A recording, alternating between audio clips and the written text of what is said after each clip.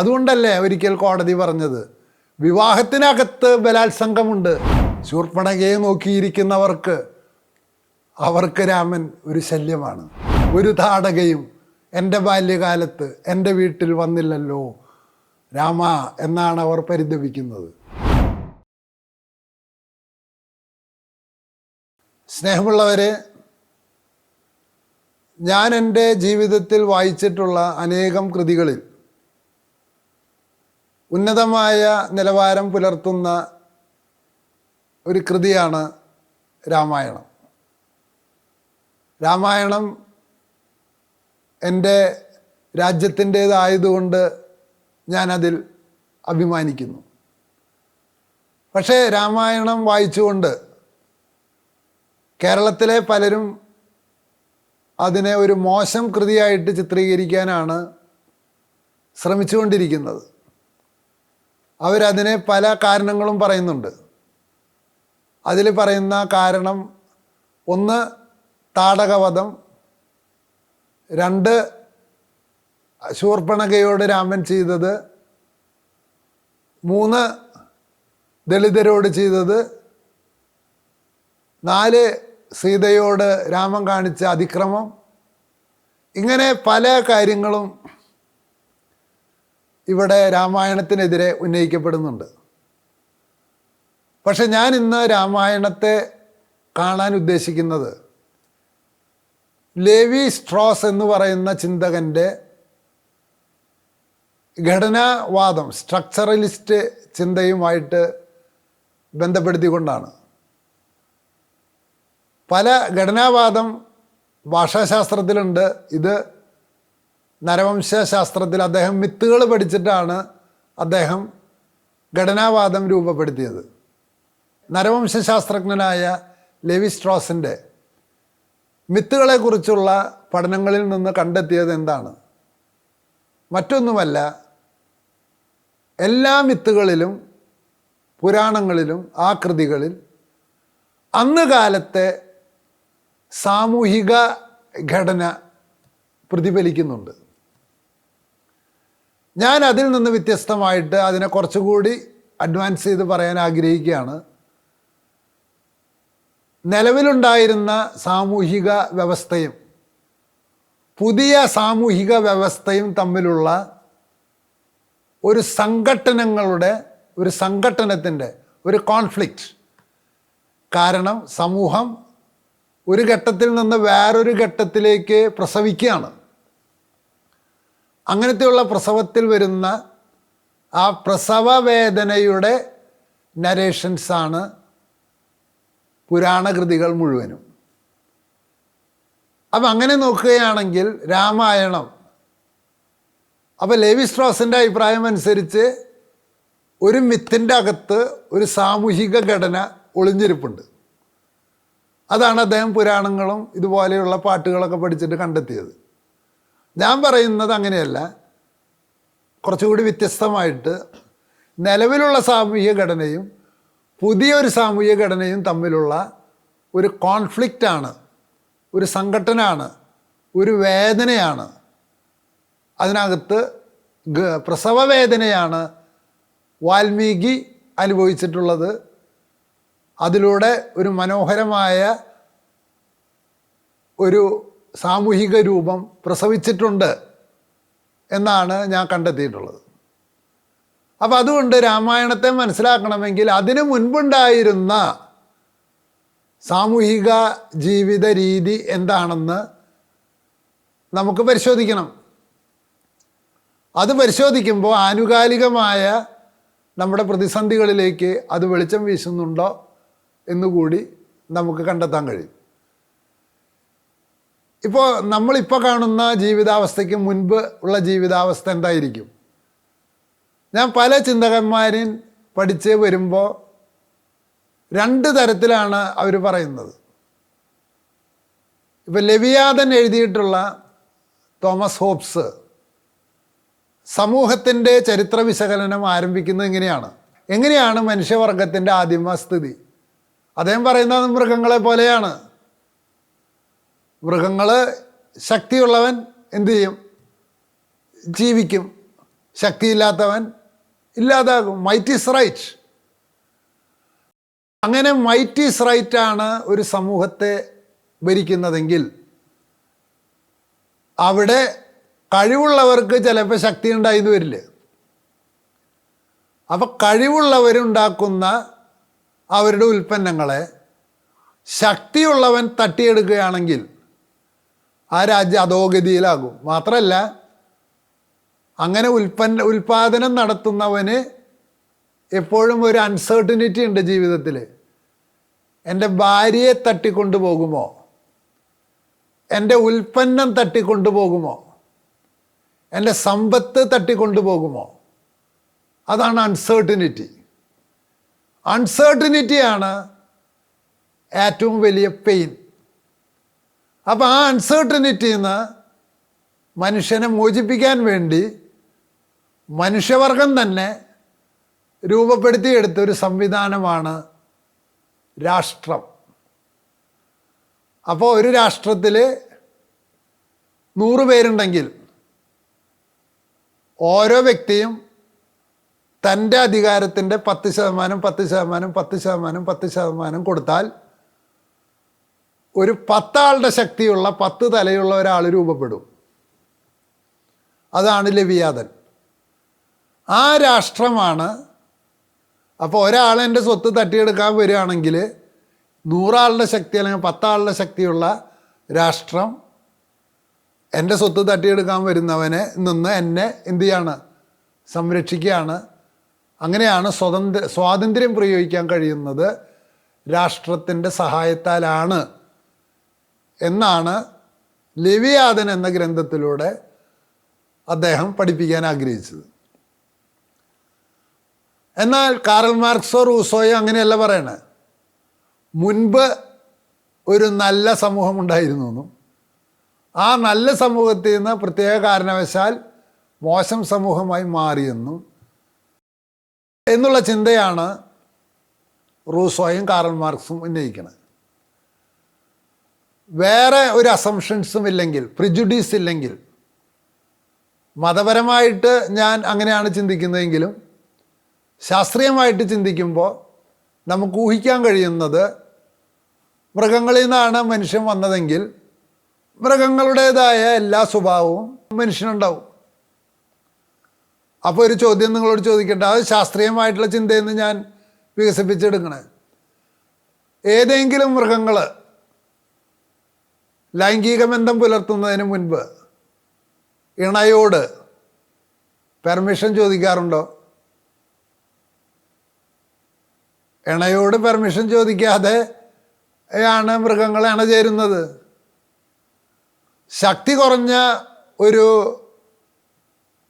പുരുഷവർഗം ഒരു ഇണയെ വെച്ചുകൊണ്ടിരിക്കുന്നുണ്ടെങ്കിൽ ശക്തി കൂടിയ പുരുഷവർഗം ശക്തി കുറഞ്ഞ പുരുഷനെ ഓടിച്ച് ആ പെണ്ണുമായിട്ട് അവളുടെ സമ്മതം കൂടാതെ രമിക്കുക എന്നുള്ളത് മൃഗവർഗത്തിൻ്റെ സ്വഭാവമാണ്. അപ്പോൾ മൃഗതുല്യമായ ജീവിതമാണ് മനുഷ്യനുണ്ടായിരുന്നത് എന്ന് അസ്യൂം ചെയ്താൽ അതിൽ നിന്ന് ഇവോൾവ് ചെയ്ത് മനുഷ്യവർഗം മുന്നോട്ട് പോവുകയാണെങ്കിൽ എങ്ങനെയാണ് മനുഷ്യവർഗത്തിൻ്റെ പുരോഗതി എന്ന് നമ്മൾ പരിശോധിച്ച് നോക്കണം. അപ്പം ഞാൻ തോമസ് ഹോബ്സിൻ്റെ അൺസർട്ടനിറ്റി തിയറിയിൽ നിന്നാണ് സമൂഹത്തെ കാണുന്നത്. മൃഗങ്ങളെപ്പോലെ മനുഷ്യൻ ജീവിക്കുന്നു, അവൻ അതിനിടയിൽ നിന്ന് മെച്ചപ്പെട്ട ഒരു സാമൂഹിക ജീവിതം രൂപപ്പെടുത്തിയെടുക്കുന്നു. അപ്പം അങ്ങനെയുള്ള ഒരു സാംസ്കാരിക ചുറ്റുപാടിൽ ഞാനൊരിക്കൽ ഒരു പുസ്തകം വായിച്ചുകൊണ്ടിരിക്കുമ്പോൾ ആ പുസ്തകത്തിൻ്റെ പേര് ലോകത്തിലെ വിവിധ വിവാഹ രീതികൾ എന്നാണ്. അത് എഴുതിയിട്ടുള്ള ആളുടെ പേര് തോമസ് വെള്ളിലാംതടം എന്നാണ്. ആ പുസ്തകം ഇപ്പം എൻ്റെ കയ്യിലില്ല. അദ്ദേഹം കോട്ടയം സെമിനാരിയിൽ പഠിപ്പിച്ചുകൊണ്ടിരുന്ന ഒരു അച്ഛനായിരുന്നു. അദ്ദേഹം എഴുതി, ഇന്ത്യയിൽ പലതരത്തിലുള്ള വിവാഹം നിലനിൽക്കുന്നുണ്ട്. അതിലെ ഒരു രീതിയാണ് കാട്ടാളം. കാട്ടാളം എന്ന് പറഞ്ഞാൽ എന്താണ്? ഒരു പെൺകുട്ടിയെ എനിക്ക് ഇഷ്ടപ്പെട്ടാൽ ആ പെൺകുട്ടിയെ ഞാൻ തട്ടിക്കൊണ്ടുപോകുക, ആ തട്ടിക്കൊണ്ടുപോയ പെൺകുട്ടിയെ അവളുടെ ബന്ധുമിത്രാദികൾക്ക് കണ്ടെത്താൻ കഴിയുന്നില്ലെങ്കിൽ, അത് നിശ്ചിത ദിവസത്തിനുള്ളിൽ കണ്ടെത്താൻ കഴിയുന്നില്ലെങ്കിൽ അവൾ എൻ്റെ ഭാര്യയാണ്. പല ആദിവാസി ഗോത്രങ്ങളിലും ഇത് നിലനിന്നിരുന്നതായി ഈ നരവംശാസ്ത്രജ്ഞന്മാർ കണ്ടെത്തിയിട്ടുണ്ട്. അതിൻ്റെ രേഖകൾ ലഭ്യമാണ്. വേറൊരു രീതിയാണ്, അപ്പോൾ അത് കാട്ടാളം. വേറൊരു രീതിയാണ് പൈശാചം. എനിക്കിഷ്ടമുള്ള പെണ്ണിനെ ഞാൻ തട്ടിക്കൊണ്ടുപോകും. വിവാഹ രീതികളാണ് ഞാൻ പറയുന്നത്. വേറൊരു രീതിയാണ് സ്വയംവരം. സ്വയംവരം എന്ന് പറഞ്ഞാൽ ഒരു പെണ്ണിൻ്റെ മുമ്പിൽ അനേകം ആണുങ്ങളെ കൊണ്ടു നിർത്തും, അതിലിഷ്ടമുള്ളവരെ നമുക്ക് സ്വീകരിക്കാം. വേറൊരു രീതിയാണ് ഗാന്ധർവം. അപ്പോൾ ഗാന്ധർവ രീതി അനുസരിച്ച് ഒരു പെണ്ണ് ഒരു പുരുഷനെ കാണുന്നു, രണ്ടുപേർക്കും ഇഷ്ടപ്പെടുന്നു, അവർ രണ്ടുപേരും ഒരുമിച്ച് ജീവിക്കാൻ ആരംഭിക്കുന്നു. അപ്പോൾ എനിക്ക് 4 എൻ്റെ ഓർമ്മയിലുള്ളൂ. 1 കാട്ടാളം, 2 പൈശാചം, 3 സ്വയംവരം, 4 ഗാന്ധർവം. ഇനിയുണ്ട്, രീതികളുണ്ട്. അപ്പോൾ പൈശാചം, കാട്ടാളം എന്ന് പറഞ്ഞ ഒരു പെണ്ണിനെ ഇഷ്ടപ്പെട്ടാൽ തട്ടിക്കൊണ്ടുപോയിട്ട് സ്വന്തമായിട്ട് ജീവിക്കുക, അത് സമൂഹം അംഗീകരിക്കുക എന്നുള്ളത് ഒരു കാലത്ത് സാമൂഹിക വ്യവസ്ഥയുടെ ഭാഗമായിരുന്നു. ആ സാമൂഹിക വ്യവസ്ഥയുടെ ഭാഗമാണെങ്കിൽ ഒരിക്കലും എനിക്ക് ഒരു പെണ്ണിനെ ഇപ്പോൾ പൈശാചം എന്ന രീതിയാണ് ഒരു സാമൂഹിക വ്യവസ്ഥയുടെ ഭാഗമെങ്കിൽ എനിക്കൊരു പെണ്ണിനെ ഇഷ്ടപ്പെട്ടാൽ അവളെ തട്ടിക്കൊണ്ടുപോയിട്ട് എൻ്റെ വീട്ടിൽ താമസിപ്പിക്കുക എന്ന് പറഞ്ഞാൽ മൃഗതുല്യമായൊരു ജീവിതമാണ്. അതാണ് മൃഗങ്ങൾ ചെയ്യുന്നത്. അതാണ് മൃഗങ്ങൾ ചെയ്യുന്നതെങ്കിൽ എന്നോടൊരു സുഹൃത്ത് ചോദിച്ചു, സനാതനം എന്നാൽ എന്താണ് അർത്ഥം? ഞാൻ പറഞ്ഞു, ഇന്നലെയും ഇന്നും നാളെയും ഒരുപോലെ നിലനിൽക്കുന്ന ഒരു യാഥാർത്ഥ്യം ഉണ്ടെങ്കിൽ അതിനെ വിളിക്കുന്ന പേരാണ് സനാതനം. ഞങ്ങൾ ക്രിസ്ത്യാനികൾ പ്രാർത്ഥിക്കുന്ന പോലെ ആദിയിലെ പോലെ പിതാവിനും പുത്രനും പരിശുദ്ധാത്മാവിനും സ്തുതി, ആദിയിലെ പോലെ ഇപ്പോഴും എപ്പോഴും എന്നേക്കും ആമേൻ. ആദിയിലെ പോലെ ഇപ്പോഴും എപ്പോഴും എന്നേക്കും ആമേൻ. That principle is a truth, yesterday, today and tomorrow. അങ്ങനെ ഒരു പ്രിൻസിപ്പിൾ ഉണ്ടോ എന്ന് ചോദിച്ചു. ഞാൻ പറഞ്ഞു, സർക്കിളിന് 360 ഡിഗ്രി ആണെങ്കിൽ അത് ഇന്നലെയും 360 ഡിഗ്രി, ഇന്നും 360 ഡിഗ്രി, നാളെയും 360 ഡിഗ്രി. അപ്പം അദ്ദേഹം എന്നോട് ചോദിച്ചു, മനുഷ്യബന്ധങ്ങളിൽ അങ്ങനെ ഇന്നലെയും ഇന്നും നാളെയും ശരിയായ ഒരു തത്വം ഉണ്ടോ എന്ന് ചോദിച്ചു. എന്ന് പറഞ്ഞു, ബലാത്സംഗം ചെയ്യാൻ പാടില്ല എന്നുള്ളത് ഇന്നലെയും ശരിയാണ്, ഇന്നും ശരിയാണ്, നാളെയും ശരിയാണ്. ഉടൻ തന്നെ എന്നോട് ചോദിച്ചു, ബലാത്സംഗം എന്നാൽ എന്താണ്? ഞാൻ ഉടൻ തന്നെ പറഞ്ഞു, ഒരു സ്ത്രീയുടെയോ പുരുഷൻ്റെയോ സമ്മതമില്ലാതെ മറ്റൊരു സ്ത്രീയോ പുരുഷനോ അവൻ്റെ ശരീരത്തെ ഇച്ഛിക്കുന്നതും കാമിക്കുന്നതും സ്വന്തമാക്കാൻ ശ്രമിക്കുന്നതും ഉപയോഗിക്കുന്നതിനും വിളിക്കുന്ന പേരാണ് ബലാത്സംഗം. അതുകൊണ്ട് ഒരു പുരുഷന് ഒരു സ്ത്രീയായിട്ടോ സ്ത്രീക്ക് പുരുഷനുമായിട്ടോ ലൈംഗിക ബന്ധത്തിൽ ഏർപ്പെടണമെങ്കിൽ അവരുടെ ശാരീരികപരമായ ഒരു ഇൻ്റർ എക്സ്ചേഞ്ച് നടക്കണമെങ്കിൽ പൂർണ്ണ മനസ്സോടും പൂർണ്ണ ആത്മാവോടും പൂർണ്ണ ശക്തിയോടും കൂടി സമ്മതമാണ് എന്ന് മനസ്സ വാച കർമ്മണ പെർമിറ്റ് ചെയ്തിട്ടുള്ള സെക്സ് മാത്രമാണ്, ഇൻട്രാക്ഷൻ മാത്രമാണ് വാലിഡ്. അതൊരു സനാതന നിയമമാണ്. ഇന്നലെയും ശരിയാണ്, ഇന്നും ശരിയാണ്, നാളെയും ശരിയാണ്. അത് തെറ്റാണെന്ന് പറയാൻ പറ്റുമെന്ന് ചോദിച്ചു. അപ്പോൾ അദ്ദേഹം അംഗീകരിച്ചു. അപ്പോൾ അതിനെന്ത് വേണം? അവിടെയാണ് സമ്മതം ചോദിക്കുക എന്നുള്ള ഒരു പ്രക്രിയ വരുന്നത്. പൈശാചത്തിലോ കാട്ടാളത്തിലോ അല്ലെങ്കിൽ ഗാന്ധർവത്തിൽ സമ്മതമുണ്ട്. സ്വയംവരത്തിലാണ് ആ സമ്മതത്തിൻ്റെ ഏറ്റവും ഉദാത്തമായ ഭാവം എന്നതുകൊണ്ടാണ് സ്ത്രീയുടെ മുമ്പിലേക്ക് പുരുഷൻ വരുന്നു, സ്ത്രീയോട് ചോദിക്കുന്നു നിനക്ക് ഇഷ്ടമായോ, എന്നിട്ട് പിന്നെ പുരുഷനെ ഇഷ്ടമായെങ്കിൽ പുരുഷനോട് ചോദിക്കുന്നു നിനക്ക് ഇഷ്ടമായോ എന്ന്. അങ്ങനെയുള്ള വിവാഹമാണ് ഒരു സ്റ്റാൻഡേർഡൈസ്ഡ് വിവാഹം എന്നാണ് രാമായണം ഉന്നയിക്കുന്ന ഒന്നാമത്തെ തത്വം. അതുകൊണ്ടാണ് സീതയെ രാവണൻ തട്ടിക്കൊണ്ടുപോയിട്ട് അവളുടെ അവിടെ താമസിപ്പിച്ചിട്ട് വീണ്ടെടുത്തപ്പോൾ രാമൻ ചോദിക്കുന്നുണ്ട്, നീ എൻ്റെ കൂടെ പോരാൻ തയ്യാറാണോ എന്ന്. അപ്പോൾ ഒരാൾ പറഞ്ഞാൽ എന്തിനാണ് അങ്ങനെ ചോദിക്കുന്നത്? അതിനുള്ള മറുപടി ഇതാണ്: ഒരിക്കൽ സമ്മതം തന്നു എന്ന് കരുതി ലോകാവസാനം വരെ ആ സ്ത്രീ എൻ്റെ അടിമയാകണമെന്ന് ഒരു പുരുഷൻ ആവശ്യപ്പെടാൻ പാടില്ലേ? അതുകൊണ്ടല്ലേ ഒരിക്കൽ കോടതി പറഞ്ഞത് വിവാഹത്തിനകത്ത് ബലാത്സംഗമുണ്ട്. എപ്പോൾ പുരുഷന് ലൈംഗികത ആവശ്യമായി വരികയും സ്ത്രീക്ക് അത് ആവശ്യമില്ലാതിരിക്കുകയും ചെയ്യുമ്പോൾ പുരുഷൻ ബലം പ്രയോഗിച്ച് ഭാര്യയാണെന്ന് പറഞ്ഞ് അവളുടെ ലൈംഗികത കവർന്നെടുക്കുകയാണെങ്കിൽ അതിനെ ബലാത്സംഗം എന്നാണ് നിർവചിക്കുക. അപ്പോൾ പ്രിയമുള്ളവരെ, ഇതാണ് ഹ്യൂമൻ ഫ്രീഡത്തിൻ്റെ അങ്ങേയറ്റത്തെ ഭാവം. അപ്പം അതുകൊണ്ട് രാമായണം ഉന്നയിക്കുന്ന ഏറ്റവും വലിയ ചോദ്യം രാമൻ വേണോ രാവണൻ വേണോ എന്ന ചോദ്യത്തിൽ രാവണൻ പ്രതിനിധാനം ചെയ്യുന്നത് ശ്രീലങ്കയിലെ ഒരു സംസ്കാരത്തെയും അല്ല. രാവണൻ പ്രതിനിധാനം ചെയ്യുന്നത് പൈശാചം, കാട്ടാളം എന്ന് പറയുന്ന വിവാഹ രീതികളെയാണ്. അതൊരു ആനിമൽ ടെൻഡൻസിയാണ്.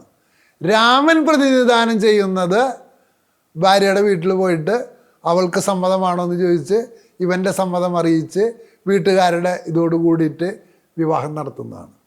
ഇതാണ് ഒന്നാമത്തെ പ്രിൻസിപ്പിൾ. അതുകൊണ്ട് കാട്ടാളം പൈശാചം എന്ന രീതിയിൽ നിന്ന് സ്വയംവര രീതിയിലേക്ക് വിവാഹത്തെ ട്രാൻസ്ഫർ ചെയ്തിട്ടുള്ള ചരിത്രത്തിലെ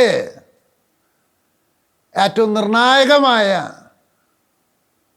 ഒരു അനുഭവം, ഒരു സംഭവം, ഒരു മുഹൂർത്തം, അതാണ് രാമായണത്തിലെ കേന്ദ്ര തത്വം എന്ന് പറയാൻ ഞാൻ ആഗ്രഹിക്കുകയാണ്. അതായത് സ്ത്രീയും പുരുഷനും അവരുടെ ഇടയിലുള്ള സമ്മതം, അതാണ് വളരെ നിർണായകമായ കാര്യം. അപ്പോൾ സമ്മതമില്ലാത്ത എല്ലാ ലൈംഗിക പ്രക്രിയയും ബലാത്സംഗമാണെന്ന് അറിഞ്ഞോ അറിയാതെയോ നിർവചിക്കുകയാണ് രാമായണത്തിലൂടെ നമ്മുടെ പിതാമഹന്മാർ ചെയ്തു വച്ചിട്ടുള്ള ഏറ്റവും മഹത്തരമായ കൃത്യം. അതുകൊണ്ട് രാമായണത്തെ ഒന്നിനും കൊള്ളാത്തത് എന്ന് പറയുമ്പോൾ അങ്ങനെ പറയുന്നവർ ചരിത്രം ഒരു ഘട്ടത്തിൽ നിന്ന് വേറൊരു ഘട്ടത്തിലേക്ക് പ്രസവിക്കുന്നതിന് തള്ളിക്കളയുകയും മൃഗതുല്യമായ ഒരു ജീവിതത്തെ താലോലിക്കുകയും ചെയ്യുന്നവരാണ് എന്ന് ഓർമ്മിപ്പിക്കാൻ ഞാൻ ഈ അവസരം ഉപയോഗിക്കട്ടെ. മാത്രമല്ല, ഇപ്പോൾ അടുത്ത ഘട്ടത്തിലേക്ക് പരിശോധിക്കാം. അതായത് ശൂർപ്പണഖ, രാമനും ഭാര്യയും പോകുമ്പോൾ ശൂർപ്പണഖ ചോദിക്കുകയാണ്, നീ എൻ്റെ കൂടെ ഭാര്യയായിട്ട് എന്നെ കൂടി ഭാര്യയായിട്ട് സ്വീകരിക്കാമോ എന്ന്. ആ ശൂർപ്പണഖ ചോദിക്കുന്നതിന് വളരെ ശുദ്ധമായ കൊളോക്കിയൽ ലാംഗ്വേജിൽ ചോദിക്കുകയാണെങ്കിൽ ഇങ്ങനെ ചോദിക്കണം: രാമനും ഭാര്യയും കൂടി പോകുമ്പോൾ ശൂർപ്പണഖ വന്ന് ചോദിക്കണം, രാമ, ഇന്ന് രാത്രി ഞാൻ നിൻ്റെ കൂടെ കിടക്കട്ടെ? ബാക്കി സമയമൊക്കെ നീ ആരുടെ കൂടെ കിടന്നോ? ഭാര്യയുടെ കൂടെ കിടന്നു, എന്നെ രണ്ടാമത്തെ ഒരു ഭാര്യയായിട്ട് നീ സ്വീകരിച്ചാൽ മതി എന്നാണ് ചോദിക്കണത്. അപ്പോൾ ആൾക്കാർ പലരും ചോദിക്കണത്, അതിലിപ്പോൾ എന്താ തെറ്റ്? അത് അവളുടെ ഒരു ആഗ്രഹമല്ലേ? രാമൻ്റെ സൗന്ദര്യത്തിൽ ആകൃഷ്ടയായി അവൻ ചോദിച്ചാൽ എന്താണ് തെറ്റ്? അപ്പോൾ ഇത് പറഞ്ഞ ഒരു പെണ്ണിനോട്, ഒരു സ്ത്രീ സഹോദരിയോട് ഞാൻ ചോദിച്ചു, സഹോദരിയും ഭർത്താവും കൂടി യാത്ര ചെയ്യാണ്. ആ യാത്ര ചെയ്യണ സമയത്ത് സഹോദരിയുടെ ഭർത്താവിനോട് ഒരു പെണ്ണ് വന്നിട്ട് ചോദിക്കുകയാണെന്ന് കരുതുക, ഇന്ന് രാത്രി ഞാൻ താങ്കളുടെ കൂടെ ഒന്ന് കിടക്കട്ടെ, കാരണം താങ്കളുടെ സൗന്ദര്യത്തിൽ ഞാൻ ആകൃഷ്ടനായിരിക്കുന്നു എന്ന് ചോദിച്ചാൽ സഹോദരി എന്ത് ചെയ്യുമെന്ന് ചോദിച്ചു. അപ്പോൾ സഹോദരി പറഞ്ഞു, ചൂലും കെട്ടെടുത്ത് തല്ലുമെന്ന്. അതായത് സ്ത്രീയും പുരുഷനും തമ്മിലുള്ള ജീവിതത്തിൻ്റെ ഇടയിലേക്ക് മറ്റൊരാൾ കയറി വരുന്നത് കഥയിൽ നമുക്കെന്തും പറയാം. സ്വന്തം ജീവിതത്തിൽ വരുമ്പോൾ അതിനെ നമ്മൾ ഗണ്ഡിച്ച് കളയാണ്. അപ്പോൾ ശൂർപ്പണഖയുമായിട്ടുള്ള ഡയലോഗിൽ ഭാര്യാഭർത്തൃബന്ധത്തിൻ്റെ ഇടയിൽ വേറൊരാൾ വന്നിട്ട് അതിനെ തകർക്കാൻ ശ്രമിക്കുന്നതിനെ കയ്യോടെ തകർക്കണം. ഒരിക്കൽ ഞാൻ ഒരു അധ്യാപകൻ ഇങ്ങനെ പറഞ്ഞുകൊണ്ടിരിക്കുക, അദ്ദേഹം മരിച്ചുപോയി, എന്നെക്കാട്ടിലും 10-30 വയസ്സ് സീനിയറാണ്. ഞാൻ കോളേജിൽ ജോയിൻ ചെയ്ത സമയത്താണ്. അദ്ദേഹം ഇങ്ങനെ പറഞ്ഞുകൊണ്ടിരിക്കുകയാണ്, ഒരു പുരുഷന് സ്ത്രീയോട് ഇഷ്ടമുണ്ടെങ്കിൽ ആ സ്ത്രീക്ക് ആ പുരുഷൻ്റെ കൂടെ പോയി എന്താ കുഴപ്പം? ഞാൻ 23 വയസ്സുകാരനായ ഞാൻ അധ്യാപകനോട് ചോദിച്ചു, സാറിൻ്റെ ഭാര്യയ്ക്ക് എന്നെ ഇഷ്ടമാണെങ്കിൽ സാറിൻ്റെ ഭാര്യ എൻ്റെ കൂടെ വരുന്നതുകൊണ്ട് സാറിന് വല്ല കുഴപ്പമുണ്ടോന്നു? സ്ത്രീക്ക് പുരുഷനോട് ചോദിക്കാൻ അവകാശം ഉണ്ടെങ്കിൽ പുരുഷന് സ്ത്രീയോട് ചോദിക്കാൻ അവകാശമുണ്ട്. അപ്പം നിങ്ങൾ ഭാര്യയും ഭർത്താവും കൂടി പോകുന്ന സമയത്ത് ശൂർപ്പണഖ ചോദിച്ച പോലെ ഞാൻ ചോദിക്കുകയാണെന്ന് കരുതുക, ഓ സഹോദരി, നിന്റെ സൗന്ദര്യത്തിൽ ഞാൻ ആകൃഷ്ടയായിരിക്കുന്നു, നീ എല്ലാ ദിവസവും ഈ കെട്ടിയവനെ നിൻ്റെ കൂടെ കൊണ്ട് നടന്നോളൂ, പക്ഷേ ഈ രാത്രിയെങ്കിലും നിൻ്റെ മനോഹരമായ ശരീരം ഞാനൊന്ന് പുൽകിക്കോട്ടെ എന്ന് ചോദിച്ചാൽ നിങ്ങൾ എന്ത് ചെയ്യും? അത് സ്ത്രീക്കും പുരുഷനും തുല്യ അവകാശമാണല്ലോ. അപ്പം ശൂർപ്പണഖയെ ഉയർത്തിക്കാട്ടി രാമനെ ഇകഴ്ത്തിക്കാട്ടുക, അത് ഒരു ചരിത്രത്തിലെ വലിയൊരു സംഭവത്തെ, ഒരു സംസ്കാരത്തിൻ്റെ രൂപീകരണത്തെ, എന്ന് പറഞ്ഞാൽ ഭാര്യാഭർത്തൃ ബന്ധം അത്ര പവിത്രമാണ്, അതിൻ്റെ ഇടയിൽ കയറി വന്ന് അതിനെ തകർക്കുന്നവരെ തകർക്കണം, അതിനുള്ള നിയമസംഹിത ഉണ്ടാക്കണം. അതുണ്ടാക്കുന്നതിൽ ഇന്ത്യക്കാർ വിജയിച്ചിട്ടുണ്ടോ? പരാജയമാണ്. യഥാർത്ഥത്തിൽ അവർ രാമനെയോ രാമായണത്തെയോ സ്നേഹിക്കുന്നെങ്കിൽ ഈ ഭാര്യയും ഭർത്താവും തമ്മിലുള്ള ബന്ധത്തിൻ്റെ ഉള്ളിൽ നിന്ന് പൊട്ടിപ്പോകാൻ അവരനുവദിക്കാൻ പാടില്ല. അതിൻ്റെ ഇടയിൽ വേറെ ആരും കയറാൻ അവരനുവദിക്കാൻ പാടില്ല. അതാണ് ശൂർപ്പണഖ സംഭവത്തെ. അല്ലാതെ ശൂർപ്പണഖയെ കൊന്നതായിട്ടോ അവരുടെ മാറ് വിച്ഛേദിച്ചതായിട്ടോ വ്യാഖ്യാനിക്കുകയാണെങ്കിൽ തെറ്റാണ്. അത് അത്രമാത്രം പവിത്രമാണ് ഭാര്യ ഭർത്തൃ ബന്ധം. അത് മൃഗങ്ങളെപ്പോലെ മാറി മാറി അണചേരാനുള്ളതല്ല. അത് ബലാത്സംഗം നിഷേധിക്കുന്ന സനാതനധർമ്മമാണത്. മാത്രമല്ല താടകാവധം, വയലാർ അതിനെക്കുറിച്ച് കവിത എഴുതിയിട്ടുണ്ട്. സുന്ദരിയായ താടക രാമലക്ഷ്മണന്മാരെ കണ്ടപ്പോൾ അവൾ രാമൻ ഉറങ്ങിക്കിടക്കുന്ന രാമൻ്റെ ചുണ്ടുകളിലേക്ക് അവളുടെ ചുണ്ടുകൾ ചേർത്ത് വെച്ചപ്പോൾ അവൻ വിജൃംഭിതനായി. എൻ്റെ അമ്മോ, ഒരുത്തി പാടിക്കൊണ്ടിരിക്കുകയാണ്. ഇന്ന കവി അത് എഴുതിയിട്ടുണ്ട്. ആരുടെ? വയലാറിൻ്റെ താടക. അപ്പോൾ ദുഷ്ടനായ വിശ്വാമിത്രൻ രാമനോട് പറഞ്ഞു, കൊല്ലടാ അവളെ. രാമായണത്തിൻ്റെ ബാലകാണ്ഡത്തിലാണ് ഈ സംഭവം വിവരിക്കുന്നത്. രാമായണത്തിൻ്റെ ബാലകാണ്ഡം എന്നുവെച്ചാൽ രാമനും ലക്ഷ്മണനും ബാലന്മാരാണ്, പ്രായപൂർത്തിയാകാത്തവരാണ്. ആ പ്രായപൂർത്തിയാകാത്ത രാമൻ്റെ ചുണ്ടിൽ അവൻ ഉറങ്ങിക്കെടുക്കുമ്പോൾ ഒരു പെണ്ണ് വന്ന് ചുംബിച്ചപ്പോൾ അതിലുള്ള വികാരത്താൽ കവി ഇങ്ങനെ ദുഃഖിതയായി മാറുകയാണ് രാമൻ അവളെ കൊന്നതിന്. പ്രിയമുള്ളവരെ, ബാലനായ ഒരു കുട്ടിയെ ഉറങ്ങിക്കിടക്കുമ്പോൾ, that means without his permission, വേറൊരു പെണ്ണ് വന്ന് അവനെ ലൈംഗികതയിലേക്ക് മോട്ടിവേറ്റ് ചെയ്യണമെങ്കിൽ ആ പെണ്ണായാലും പുരുഷനായാലും എന്ത് ചെയ്യണമെന്നാണ് പോസ്കോ നിയമം പറയണത്? പ്രിയമുള്ളവരെ, സാമൂഹ്യ ജീവിതത്തിൻ്റെ അടരുകളിലേക്ക് എത്തി നോക്കാതെ ഇതിങ്ങനെ സംഭവിച്ചുകൊണ്ടിരിക്കുന്നുണ്ട് സമൂഹത്തിൽ.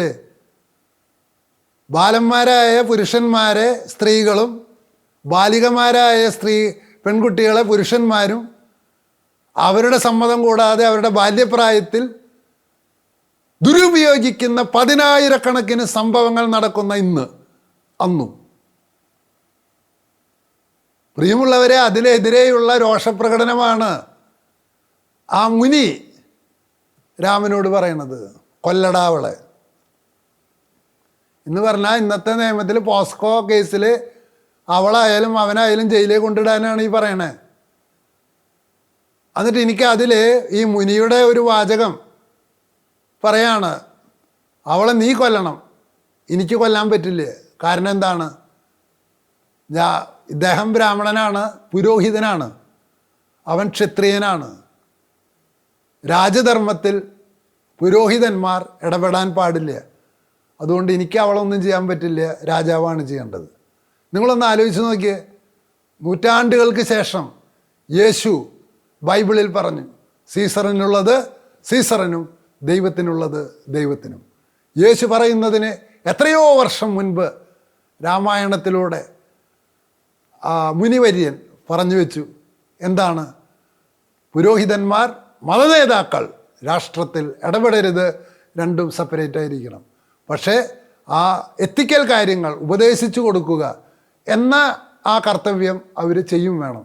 അതാണ് ആ സംഭവത്തിലൂടെ നാം മനസ്സിലാക്കേണ്ടത്. അപ്പോൾ ശൂർപ്പണഖയുടെ മാറുമുറിച്ചതും താടകയെ വധിച്ചതുമെല്ലാം ഒരു സംസ്കാരം, ആ സംസ്കാരത്തിൻ്റെ സാമൂഹിക ഘടനയിൽ നിന്ന് മറ്റൊരു സംസ്കാരത്തിൻ്റെ സാമൂഹിക ഘടനയിലേക്കുള്ള രൂപാന്തരീകരണത്തിൻ്റെ ചില ലക്ഷണങ്ങളാണ്. സമ്മതം കൂടാതെ സ്ത്രീ പുരുഷന്മാർ ബന്ധപ്പെടരുത് എന്ന കേന്ദ്ര യാഥാർത്ഥ്യമാണ് രാമായണത്തിൻ്റെ മർമ്മത്തിലുള്ളത്. ഒരു കുടുംബത്തിൻ്റെ അകത്തേക്ക് മറ്റൊരാൾക്ക് കയറി വരാനുള്ള അവകാശമില്ല. കാരണം ഭാര്യാഭർത്തൃബന്ധം അത്രയ്ക്കും പാവനമാണ്.